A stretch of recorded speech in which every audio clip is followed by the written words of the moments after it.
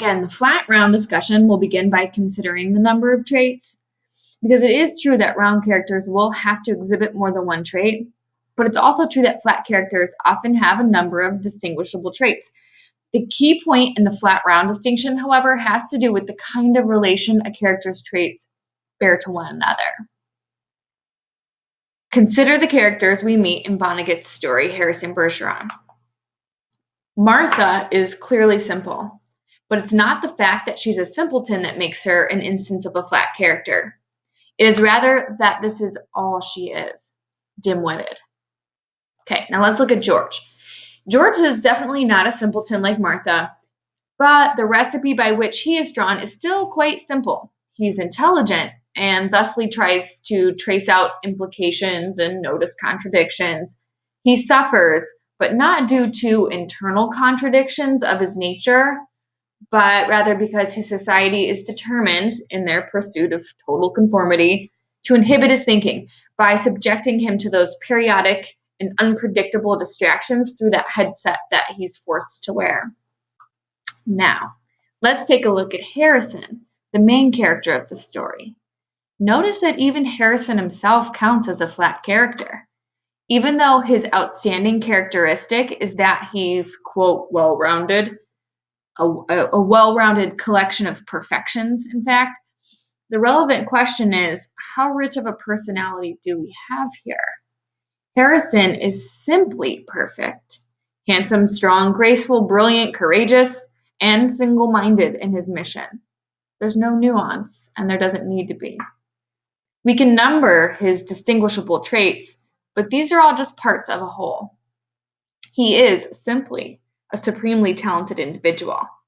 This is what makes him, in the political culture in which it is his misfortune to have been born, an enemy of the state. So, what kind of relationship do the traits of a round character bear to one another? Well, there has to be a certain kind of richness that we call complexity. The various traits of a round character will not all line up in some coherent hierarchy.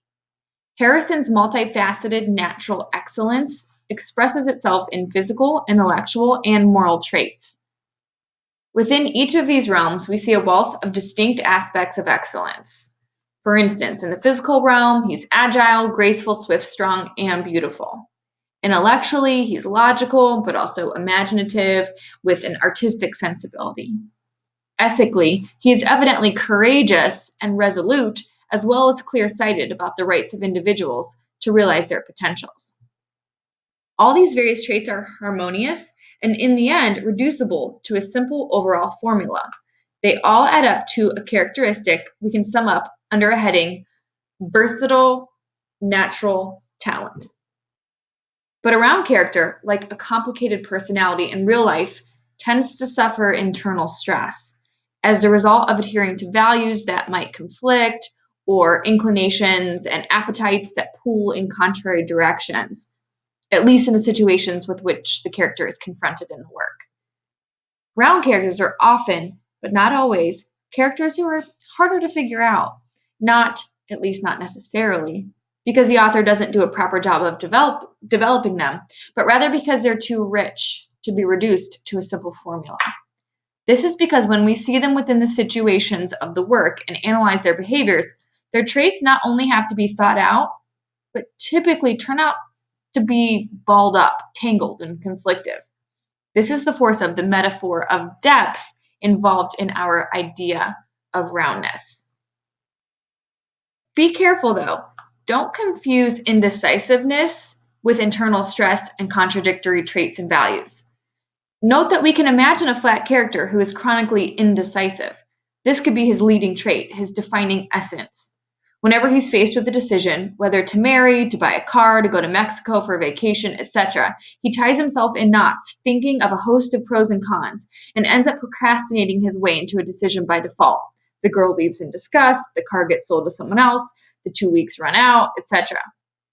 But a round character is capable of being faced with a complex decision, of really responding, eventually, to the complexity of the issues attaching to it.